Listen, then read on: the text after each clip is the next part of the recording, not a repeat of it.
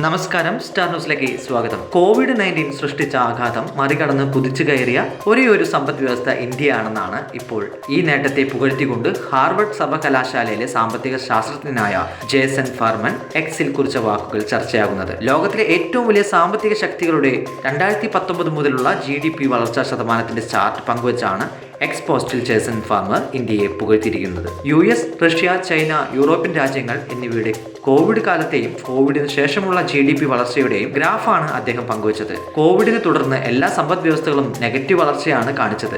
കോവിഡിൽ ഏറ്റവും വലിയ ആഘാതമുണ്ടായത് യഥാർത്ഥ GDP ചാർട്ടിൽ കാണിക്കുന്നതും ഇന്ത്യക്കാണ്. എന്നാൽ ഇന്ത്യൻ GDP വളർച്ചാ നിരക്ക് 25% താഴേക്ക് പോയപ്പോൾ US 10%, റഷ്യ 10%, യൂറോപ്യൻ രാജ്യങ്ങൾ 15%, ചൈന 12% എന്നിങ്ങനെയാണ്. എന്നാൽ കോവിഡിന് ശേഷം അതിശക്തമായി തിരിച്ചു കയറിയ ഇന്ത്യ 2023 തന്നെ ട്രെൻഡ് ലൈൻ മറികടന്നുവെന്ന് റിപ്പോർട്ടുകൾ. 2025 പകുതിയോടെ ഇന്ത്യയുടെ GDP വളർച്ചാ ശതമാനം 5 കുതിച്ചു. എന്നാൽ മറ്റു രാജ്യങ്ങളോ ഇപ്പോഴും നെഗറ്റീവ് വളർച്ചാ നിരക്കിൽ തുടരുകയാണെന്ന് ഫാർമൻ പറയുന്നു. കൂടുതൽ അപ്ഡേറ്റിനെ കാത്തിരിക്കാം.